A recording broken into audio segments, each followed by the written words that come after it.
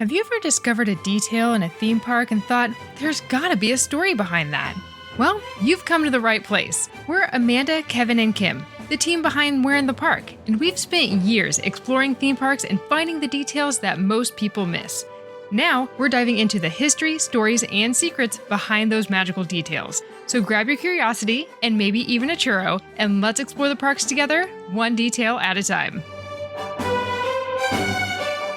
Hello and welcome to the We're in the Park podcast. This is Kevin, and I know that this episode is dropping on Halloween Day, but rather than talking about Halloween once again, we're instead going to go over how Dia de los Muertos, or Day of the Dead, is celebrated at the Disneyland Resort in California. We covered a few of the Halloween events in the parks all around the world over the past 2 episodes, so if you missed those, go ahead and check them out when you get a chance. So yeah, Dia de los Muertos. If you visit Disneyland Park during Halloween time, which usually begins around the end of August, you can find a small section of Frontierland to the left of the Rancho del Zócalo restaurant that is dedicated to this Latin American holiday. Across the way at Disney California Adventure, there is Plaza de la Familia, inspired by the Disney Pixar film Coco, which also celebrates the holiday. It is located in the corner of Paradise Gardens Park, just past Goofy Sky School. Now, just in case you don't know what Dia de los Muertos is, don't worry, they do have posters in each park providing a brief explanation. The one at Disneyland describes it as a holiday that takes place on All Saints' Day and All Souls' Day, while, quote, stemming back to the days of the Aztecs. Over at DCA, the sign explains that it is a festive occasion that is observed each year in early November. From there, they both explain that the core concept is that life should be celebrated and that this holiday is a joyous time of year to remember those who have died, and to embrace that death is not the end of our connection with those we have lost. Each poster also explains the iconography of the holiday, which includes calacas, a Mexican Spanish name for skeleton figures dressed in festive clothing, orange marigold flowers, ofrendas, which are remembrance altars with offerings for the dead, and papel picado, paper cutouts that are draped throughout the streets is how they refer to it. And they mention special food that is prepared specifically to, quote, welcome back the souls of ancestors and loved ones for a day of remembrance. Each poster ends by stating that even though it's celebrated around the same time as Halloween, Dia de los Muertos is not Halloween. Of course, you are listening to the We're in the Park podcast, so you've likely already seen and read these posters, and you're here because you know we're going to go deeper into the history and why these areas are in the parks. So let's do this. If you listened to our episode about the history of Halloween haunts at theme parks, I briefly explained the history of Halloween, where it went from an ancient Celtic celebration to a Catholic holiday when the church changed the date of All Saints' Day to November 1st over 1,000 years ago. Well, about 100 years after that change was made, a priest, Saint Odilo of Cluny, declared November 2nd as All Souls' Day. This was created as a day to celebrate the lives of all other faithful members of the church that had died. Now, of course, the theme park displays are not celebrations of All Souls' Day. But I'm bringing this up because if the church didn't move All Saints' Day to the 1st of November back in the 8th or 9th centuries, we wouldn't have the current Halloween season. And without All Souls' Day being created in the 10th century, we wouldn't have Dia de los Muertos celebrated during this time of year either. So that begs the question, what is Dia de los Muertos and why is it celebrated during All Saints' Day and All Souls' Day? I had mentioned earlier that the Disneyland Park poster states that the holiday stems back to the Aztecs. If you look it up, the Aztec Empire was founded in the 15th century, while the Aztec civilization goes back to the 14th century. That's about 700 years ago. But according to many historians, the holiday can be traced back to ancient Mesoamerican cultures from around 3,000 years ago. There's a lot to the beliefs on life and death of these people. And if you're interested in learning more, we will put some links on our blog at whereinthepark.com. But long story short, they didn't see death as the end. Instead, they viewed it as a natural part of a larger cycle of life. They would spend the time of year that we know as August offering food, water, and tools to the dead, who they believed were on a journey going through 9 levels of challenges. This was a time of celebrating and performing rituals. The month-long celebration was common in Olmec, Mayan, Aztec, and other civilizations from that region, and it evolved a little over the hundreds of years, but the main spirit of the celebrations and rituals were still practiced by the time Spanish conquistadors took over in 1521. At the time, Spain was ruled by Catholic monarchs, which meant the plan wasn't just to take over the land, but to also spread the religion. And soon after that 1521 overthrow of the Aztec Empire, most, if not all, indigenous people were converted to Catholicism. Before the end of the century, the pre Columbian celebration of life and death moved to the beginning of November to align with All Saints' Day and All Souls' Day because of similarities between the two, focusing on celebrating the lives of the dead. Dia de los Muertos never fully merged with the Catholic holidays, though, and today, November 1st, is dedicated to children who have died, while November 2nd is a time to remember adults. So, yeah, in a nutshell, that's what Dia de los Muertos is, and why it's celebrated during this time of year. But now the question is, where did that iconography that we see for the holiday come from? Like I said earlier, the posters in the parks mention calacas, marigolds, ofrendas, papel picado, and special food. First, the calacas, which again are skeletons dressed in festive clothing, can trace their roots back just as far as the holiday itself, around 3,000 years ago. There are records of actual skulls put on display, but there's also pre Columbian art of skeletons. Art based on, and forgive me if I mispronounce this, Mictlan Tecuci, the queen of the underworld, was a fairly common figure during the ancient Dia de los Muertos festivities. The more recent interpretations of calacas come from a political cartoonist and Mexican printmaker named Jose Guadalupe Posada. He created thousands of drawings of skeletons wearing clothes as satire and political commentary from the late 19th century and early into the 20th. He referred to them as skulls, or calaveras. In the 1910s, he created an etching of a skeleton dressed as an elegant woman wearing a fashionable hat. He originally gave her the name of La Calavera Garbancera, which was a derogatory name for a Mexican who rejected their roots and pretended they were European. Some say that he later renamed her La Calavera Catrina, this time based on the slang term Catrin, which meant a well-dressed person. While others say artist Diego Rivera coined the name when he included her in his 1947 mural, Sueño de una tarde dominical en la Alameda Central, Dream of a Sunday Afternoon in the Alameda Central. Either way, there is a large statue of La Catrina at Disneyland among their Day of the Dead display, who, according to the art director, has a different dress every year. So look out for that. Next, for the marigolds. There is an ancient legend of the Cempasúchil flower, which is the Nahuatl name for these marigolds.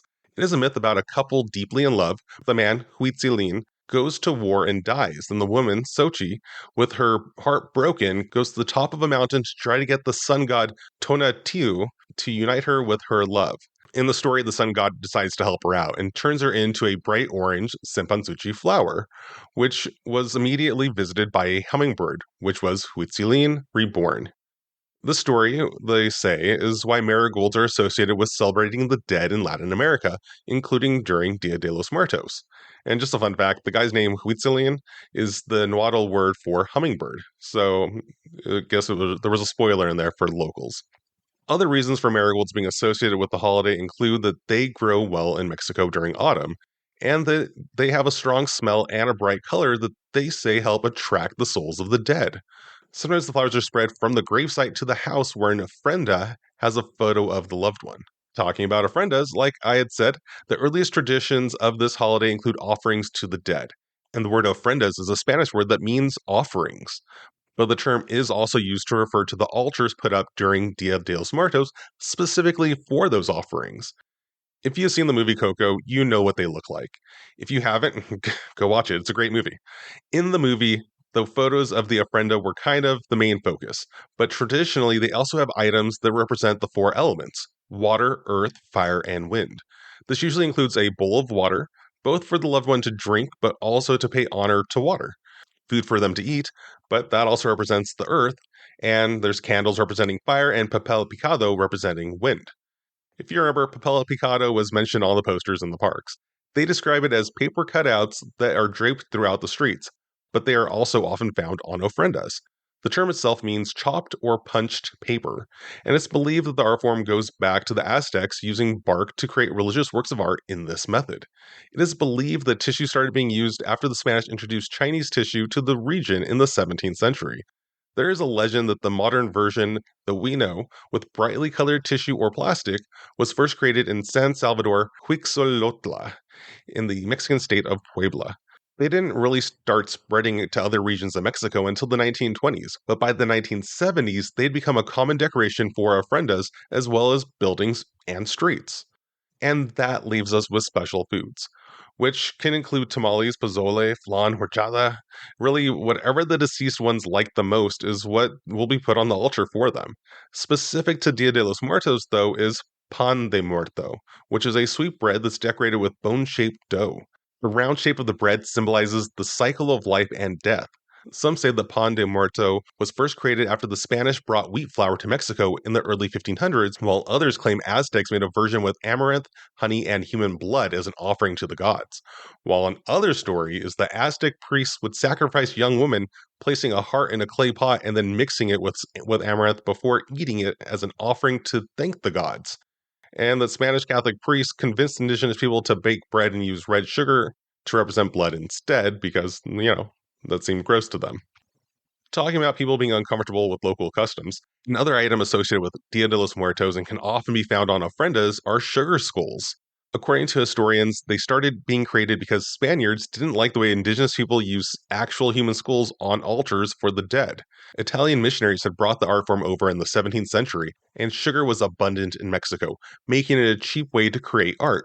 It was already being used for Easter decorations, and by the 18th century, actual skulls were replaced with sugar skulls. Okay, so we've covered a lot about how and why Dia de los Muertos is celebrated, but there is another question. Why is this in Disney theme parks? Well, Day of the Dead was a relatively unknown holiday in the United States until the 1970s, when Chicano artists and activists started creating and sharing art from the holiday in East Los Angeles. The first event where the art was shown was sponsored by Self Help Graphic and Art, a nonprofit that wanted to educate people about Mexican heritage and culture. It gradually became more popularly recognized in the United States, but it wasn't introduced into Disneyland until 2007. The display was installed in the El Zócalo Park, to the left of the Rancho del Zócalo restaurant, and in front of Big Thunder Mountain Railroad. It was originally designed by Dan Torres, the senior art director of the Disney Live Entertainment Department of Imagineering.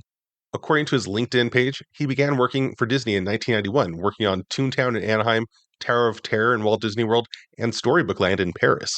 He would eventually become a senior art director in October of 2001.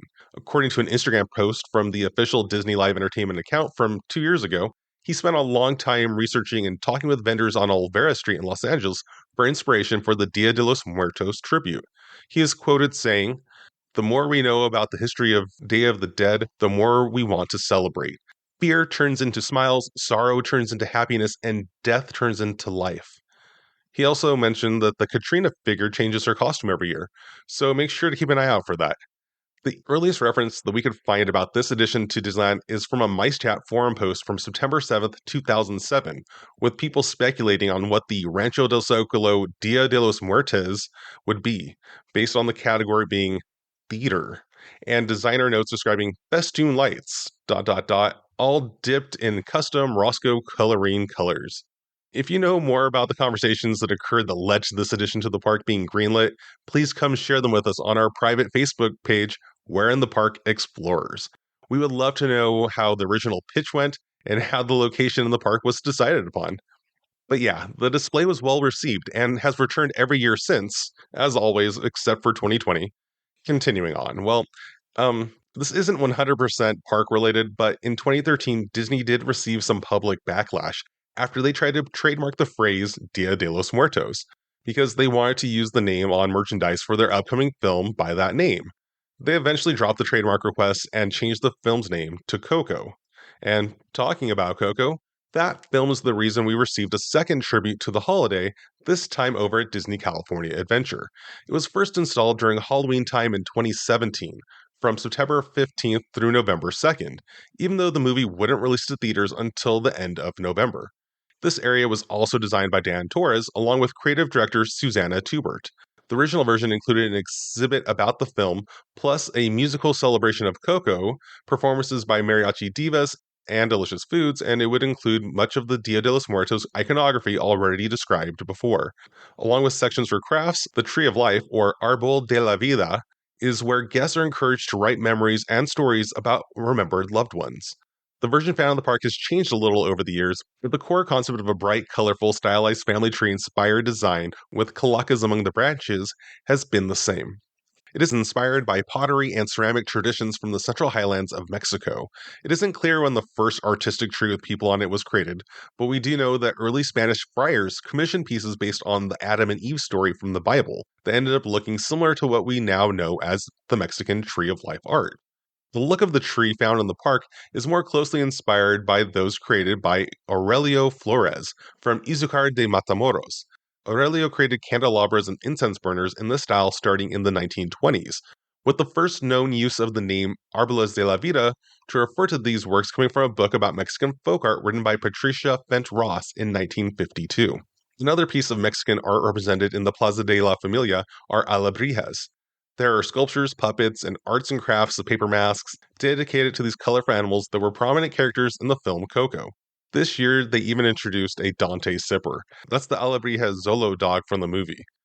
The other alebrija is a large winged jaguar/cougar with ram's horns named Pepita. Watching the movie Coco, I assumed that these were mythical creatures from a history in Mesoamerican culture that I wasn't aware of, but it turns out that they were created in Mexico City in the 1940s by an artist named Pedro Linares. He was a folk artist creating papier-mâché piñatas, carnival masks, and religious figures that were sold throughout Mexico City. But one night, he claimed, he was very sick and while unconscious, he saw these creatures in a dream, and they were chanting, Alebrije, Alebrije, Alebrije. This was a word that he had never heard before, and it has no historical use or meaning. He woke up from the dream, and when he felt better, he began creating papier-mâché art of these creatures that he saw. Today, they are often made of wood, with artist Manuel Jimenez being on record as the first to translate Linares' art from papier-mâché. So yeah, I guess the last thing to cover is what is the story behind why the movie Coco got made? Back in September of 2011, Lee Unkrich, who had begun his career at Pixar as an editor on the original Toy Story back in 1994, pitched the idea of a boy learning about his Mexican heritage. John Lasseter, who was still the head of Pixar at that time, loved the idea and had filmmakers get on a plane to Mexico to experience Dia de los Muertos in person that same year. It was the first of many research trips taken to create the story of the film. Unkrich ended up directing and co-writing along with co-director and writer Adrian Molina, who had joined Pixar in 2007 to work on 2D animation for Ratatouille. There is an article from 2018 on Disney.com where they interview Molina about how these research trips inspired the film, including Molina coming across Zolo dogs on the streets of Oaxaca, as well as visits to Alebrije, Shoemaker, and Papel Picado workshops. And well, I guess I can also mention that in 2025, a doll inspired by Miguel, the young boy from the film Coco, and a toy version of the Alebrije Dante were added to Disneyland's It's a Small World ride, standing on a pillar adorned with Papel Picado. And well, that about wraps up Disneyland. But if you've made it this far, I do want to point out that over in Florida, there is an exhibit just as you walk through the doors of the pyramid at the Mexico Pavilion dedicated to Dia de los Muertos as well, also inspired by the movie Coco. The exhibit is named Remember Me, like the song from the movie, and was also put in during the fall of 2017, a few months before the movie came out. It includes several pieces of art representing what we've covered here in this episode, including prehistoric items such as a clay skull of Mictlantecuhtli, the god of death, and there's an entire display dedicated to La Calavera Catrina, including a copy of Calaveras de la Cucaracha, Una Fiesta en Ultratumba, which translates to Skulls of the Cockroach, A Party in the Afterlife, which was the third publication to use the image Katrina that was etched by Jose Guadalupe Posada roughly in the 1920s. There's also a more recent candelabra of a tree of life and an entire wall of sugar skulls. So yeah, the next time you're at the Disneyland Resort during Halloween time or at EPCOT while that exhibit is still running, if you have even a slightly better appreciation for what you see in the parks, then I've done my job today. As always, if you have anything you want to share with us or just want to join a community of people who love all things theme parks, join our private Facebook group, Where in the Park Explorers. If you want to see photos or links about the things that we've covered today, go check out our blog at whereinthepark.com/podcast. And well, that's it for this episode. We hope you had a good time. If you did, please remember to like and subscribe so you never miss an episode, and leave a 5-star review wherever possible to help us reach more people like you. Okay, this is really the end of the episode this time. Thanks for joining me on this journey, and until next time, we'll see you somewhere in the park. Thanks for exploring with us today. If you have enjoyed this episode, please take a moment to leave us a 5-star rating and review, and be sure to subscribe to the podcast so you never miss an episode, and don't forget to check out the accompanying photos at we'reinthepark.com/podcast. Do you have a park detail that you'd like to learn more about? Please share it with us on our private Facebook group, We're in the Park Explorers. Until next time, we'll see you somewhere in the park.